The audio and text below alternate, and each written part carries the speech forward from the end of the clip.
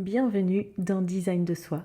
Je suis Clotilde et ici on parle de transformer son quotidien avec conscience, de reprendre la main sur ce qui nous entoure pour créer enfin cette vie qui a du sens.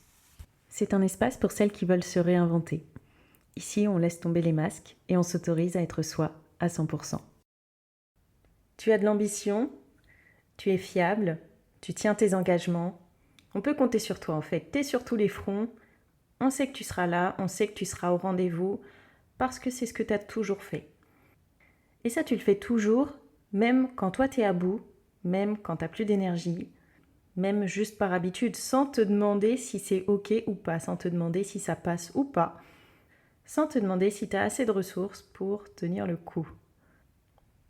Et si une partie de ta fatigue ne venait pas de tout ce que tu fais, mais de tout ce que tu continues à maintenir alors que tu n'en as plus envie? Tu l'auras compris, c'est ça qu'on va voir aujourd'hui. Je sais de quoi je parle, j'ai fait ça pendant des années. Je me surprends encore à le faire alors que je connais les pièges et je connais aussi les conséquences. Je sais comment ça termine ce genre de scénario. Donc c'est ce qu'on va voir tout de suite. On va éplucher ça. Qu'est-ce qui t'épuise vraiment? Pourquoi tu continues malgré toi? Qu'est-ce que ça dit de toi? Qu'est-ce que ça dit de tes pensées? Et on va chercher à identifier ensemble pourquoi tu maintiens ces situations, pourquoi tu les crées à nouveau alors que tu le sais. On va regarder ça tout de suite, c'est parti. Alors tu as de l'ambition, tu as de la ressource, tu avances, tu réussis tout ce que tu fais, tu enchaînes les projets, tu réponds à toutes les demandes. Ça, c'est pas le problème, tu es au rendez-vous, ça on le sait. Tu es au rendez-vous, on peut compter sur toi. Ce que tu vois peut-être pas au premier abord, c'est que tu t'en rajoutes, et il y a une fatigue qui s'installe que tu vois pas tout de suite.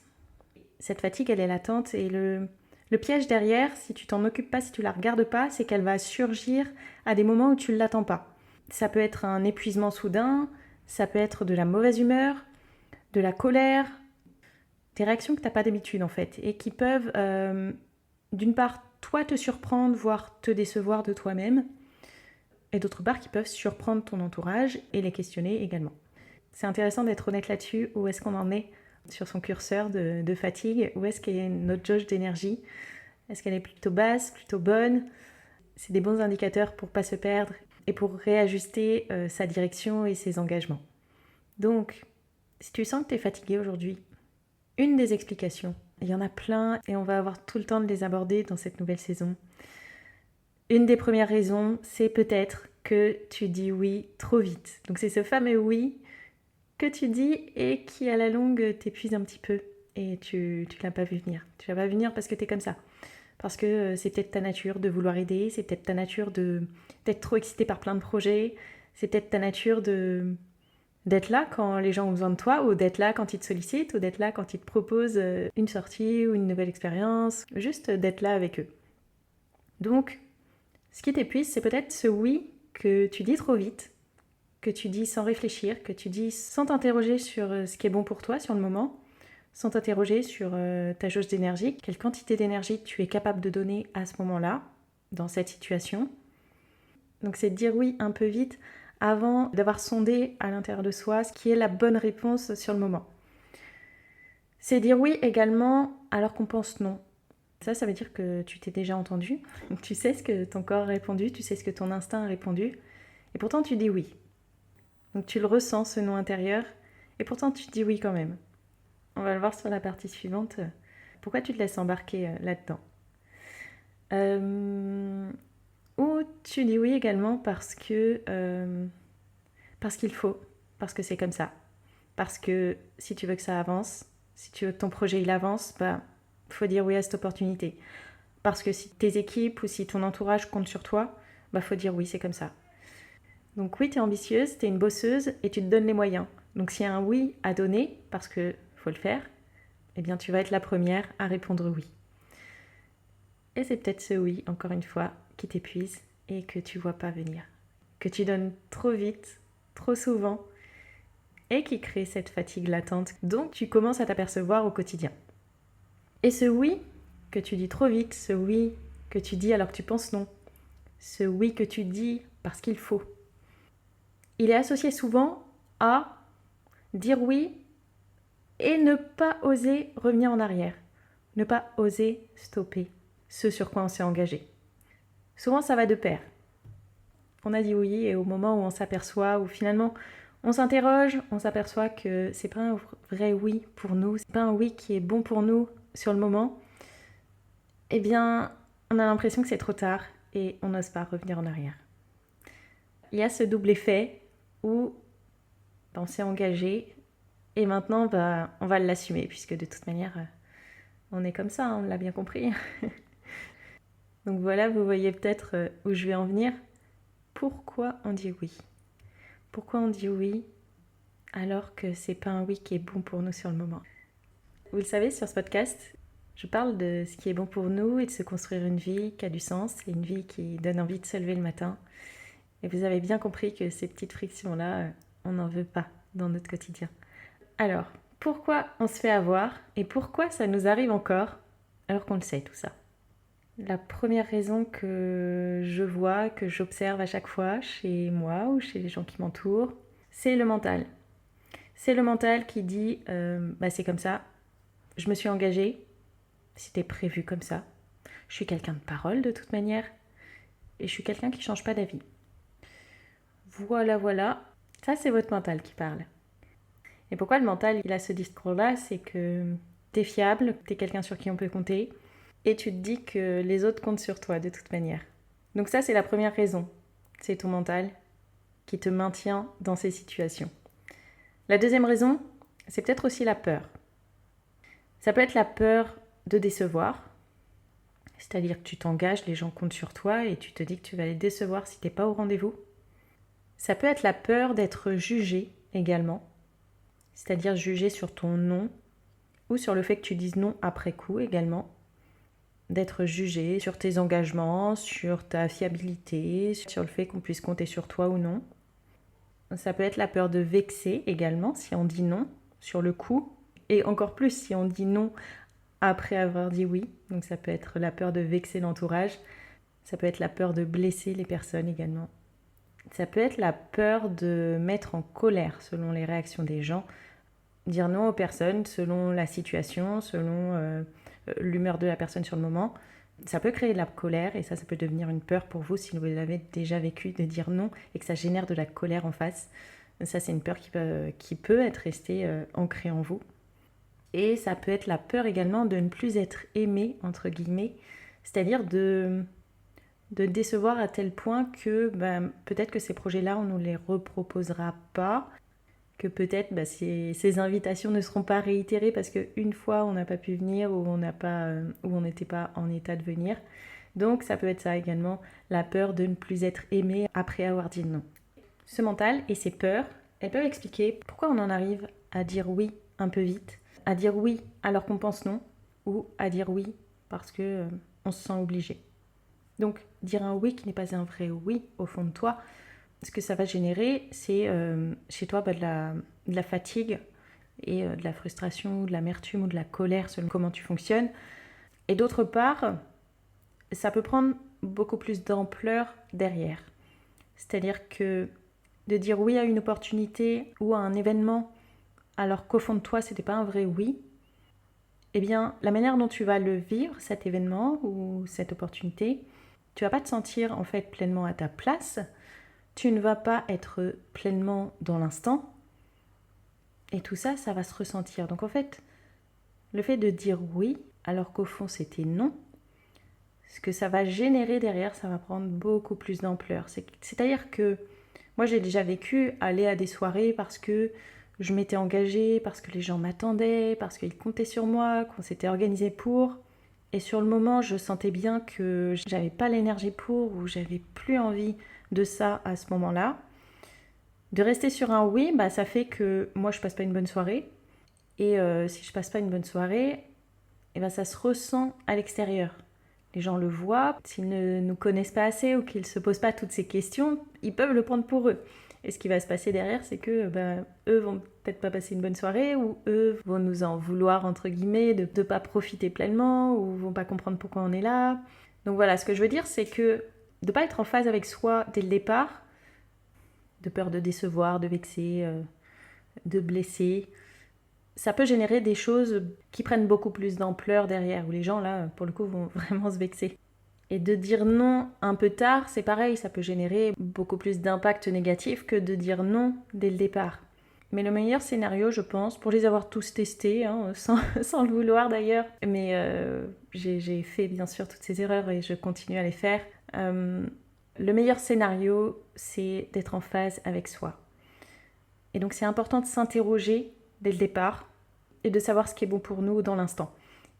Et je dis bien dans l'instant à chaque fois parce que, en fait, le oui ou le non, ce qui est bon pour nous ou ce qui ne l'est pas, ça peut être vrai à un moment et changer l'instant d'après. Ça, c'est ok.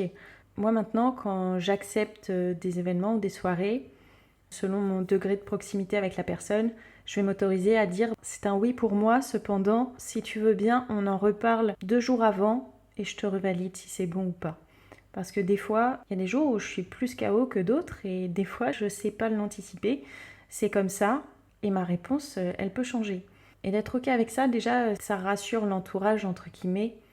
C'est-à-dire qu'on a communiqué notre fonctionnement. Du coup, l'entourage est en capacité de comprendre qu'il y a des changements des fois, qu'il y a des changements de programme. Et je trouve que c'est important d'être en phase avec soi à chaque fois. Pourquoi je dis ça? Parce que je l'extrapole toujours et je me dis, mais si tout le monde faisait ça, si tout le monde était capable d'exprimer ce qui est bon pour lui ou non, et d'être honnête là-dessus, de dire que c'est un vrai oui ou que c'est un vrai non, mais je trouve que les choses seraient beaucoup plus simples si on s'autorisait tous à faire ça et si on était tous au clair sur nos ressentis et nos besoins dans l'instant. Je trouve que les événements, les conversations seraient beaucoup plus fluides et qu'il y aurait moins de friction dans les relations vis-à-vis de ça parce qu'on se connaît, on est capable d'exprimer ce qu'on ressent et on est capable de laisser de côté ce qui n'est pas pour nous et d'y revenir plus tard le jour où c'est bon pour nous. Donc voilà, qu'on parle d'engagement envers son entourage, d'engagement également envers son activité, ses projets. Je trouve que c'est important d'être au clair avec soi. Et je dis pas de respecter cette règle à 100%, c'est ok de déroger. Des fois, en effet, on n'a pas le choix, il y a des engagements à tenir, mais juste d'être au clair avec soi-même. Ce qui coûte le plus d'énergie, c'est vraiment quand on n'est pas au clair avec soi-même. C'est de continuer à forcer dans une direction où notre corps il nous dit clairement qu'il ne peut plus donner dans cette direction. Donc voilà, le meilleur scénario, c'est bien sûr d'être au clair avec soi tout de suite et de bien le communiquer. Puisque derrière, ce qui peut se passer, c'est que les conséquences prennent beaucoup plus d'ampleur que si on avait bien communiqué dès le départ. Et savoir tout ça, encore une fois, ça ne nous évite pas de refaire l'erreur, c'est pas le cas. Mais bon, pour moi, c'est toujours le même point de départ, c'est mettre de la conscience là-dessus, voir ce qui se passe, et puis la fois d'après, être meilleur et réajuster. Donc voilà, c'est pas grave de se retrouver dans ces situations où on a dit oui trop vite, mais c'est peut-être ce qui crée la fatigue au quotidien et dont tu ne te rends même plus compte parce que tu es habitué à fonctionner comme ça. Donc voilà pourquoi peut-être tu t'épuises aujourd'hui. C'est un indice, c'est une piste à explorer. Je te donne des clés pour que tu puisses mettre les choses en lumière et puis les réajuster à ta manière et à ta vitesse dans ton quotidien. Alors j'ai des questions pour toi, pour savoir où tu te situes sur ce sujet-là. La première, c'est à quoi tu as dit oui récemment et ton corps disait non? Est-ce qu'il y a une situation? Est-ce qu'il y a un projet? Est-ce qu'il y a quelque chose que tu as accepté?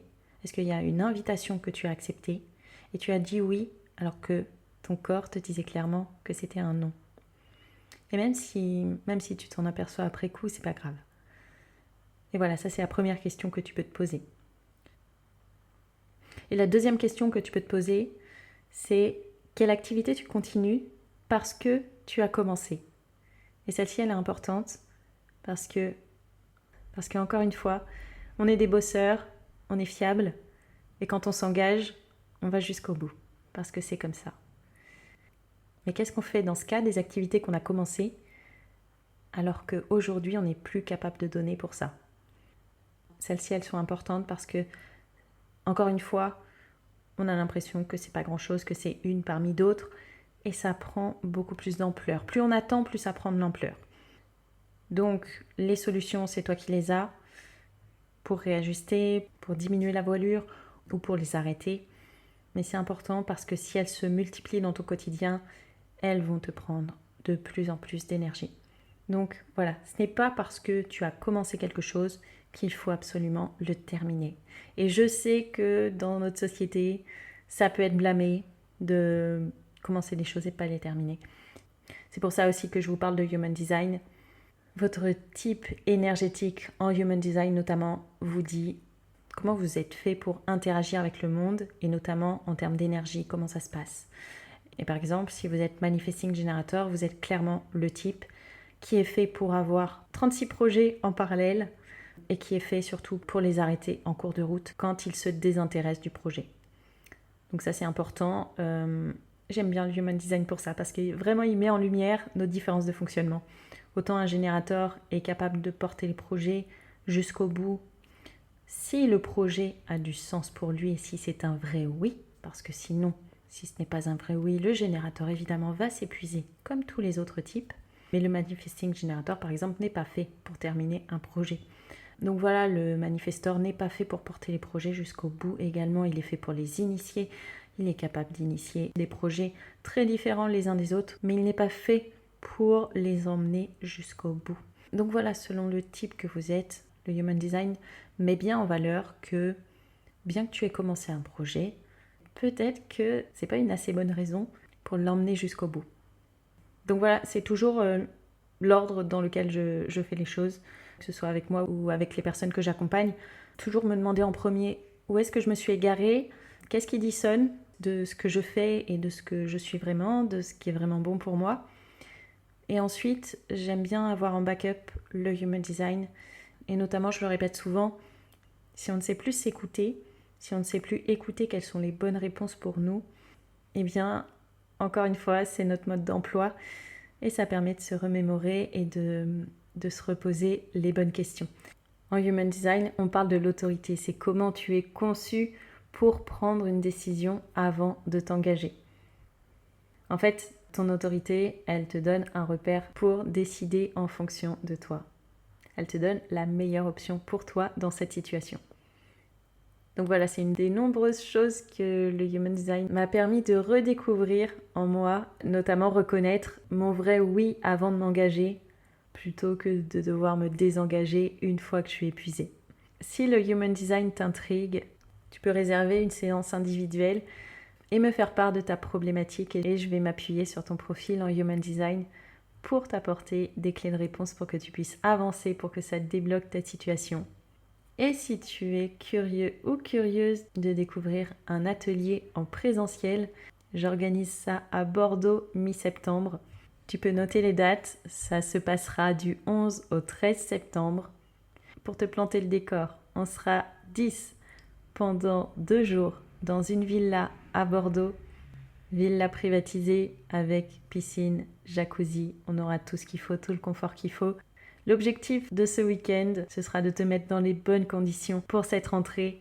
C'est-à-dire qu'on va faire un reset. Tu peux prendre ça comme le reset de la rentrée. On remet les compteurs à zéro. Je vais organiser un atelier, c'est interactif comme d'habitude. Tout le monde participe. Je fais l'atelier en fonction des gens qui sont là. Je m'adapte aux problématiques. Là, je vous parle d'un reset, on va parler d'énergie. C'est-à-dire que je vais t'aider à identifier où est-ce que tu t'épuises aujourd'hui, comment faire le tri dans tout ça. Et je vais te donner des clés pour retrouver un niveau d'énergie qui est stable pour ne plus subir ton quotidien. Que tu sois salarié, que tu sois entrepreneur, que tu aies une famille à gérer, ce sont des quotidiens qui sont très prenants. Et l'objectif de ce week-end, c'est de faire un reset pour que tu puisses repartir de là avec les batteries pleines. Dans ce week-end, il y aura un atelier que j'anime, il y aura un hot seat également, c'est-à-dire que si tu veux venir avec tes problématiques spécifiques, tu verras en action la force du cerveau collectif, c'est-à-dire qu'on réfléchit tous sur ta problématique et tu repars avec des actions que tu peux mettre en place dès le lendemain. L'objectif également, je te l'ai promis, c'est de la détente, donc on aura également un cours de yoga au bord de la piscine. Et bien sûr, c'est de la connexion. Là, on sera 10. Tu verras que dans ce genre d'événement, si tu ne l'as pas encore vécu, tu rencontres des gens qui en sont au même point que toi, qui vivent les mêmes problématiques que toi. Et ça, c'est cet effet-là, j'ai du mal à le décrire tellement il est incroyable parce qu'il y a le fait déjà de se rendre compte qu'on n'est pas tout seul. malgré notre quotidien. Et il y a vraiment cet effet où on repart reboosté de s'être tous regroupés, d'avoir tous échangé et de s'être tous donné des conseils, parce que dans ce genre d'événement, oui, on vient chercher des conseils, on vient chercher l'approbation ou la validation pour lancer des nouveaux projets, des nouvelles idées. Mais au-delà de ça, toutes les personnes que je rencontre dans ce genre d'événement, c'est aussi des personnes qui adorent partager. Donc en fait, des fois, on va à ce genre d'événement et on se dit qu'on va chercher quelque chose, on ne sait pas trop quoi des fois, mais on va chercher quelque chose. Et finalement, on se retrouve, nous, à donner énormément. Et je ne doute pas que tu sois de ces personnes-là également à aimer donner, à aimer partager ton expérience, tes conseils, les choses à éviter. Et je trouve que ça nourrit tellement plus que de recevoir. Donc voilà, c'est le premier événement que j'organise. Pour le coup, moi je l'organisais il y a plusieurs années avec des amis où on se donnait des rendez-vous comme ça pour se retrouver. Et c'était toujours hyper motivant. Et c'est aussi des événements que je vis en participant à ce que d'autres entrepreneurs organisent. Et aujourd'hui, j'ai envie de le proposer ici parce que pour moi, ça a beaucoup de sens. Voilà, je partage sur Instagram, je partage sur le podcast, mais je sais que derrière, il y a des oreilles qui m'écoutent, des personnes comme moi. Et il y a des années, c'est ce que j'aurais aimé qu'on me propose. Donc voilà pourquoi je le propose aujourd'hui. Ça se passe donc à Bordeaux du 11 au 13 septembre. Je te laisse le lien si tu veux réserver ta place. Il y a un tarif spécial pour les premiers inscrits. Et si tu veux d'abord échanger avec moi pour savoir si ça te correspond, n'hésite pas à réserver un appel. On va échanger pendant 30 minutes en visio et je pourrai répondre à toutes tes questions sur l'organisation du week-end. Merci d'avoir écouté. Et avant de partir, si cet épisode t'a parlé, abonne-toi, laisse une note 5 étoiles et partage-le à une femme qui a besoin d'entendre ça aujourd'hui.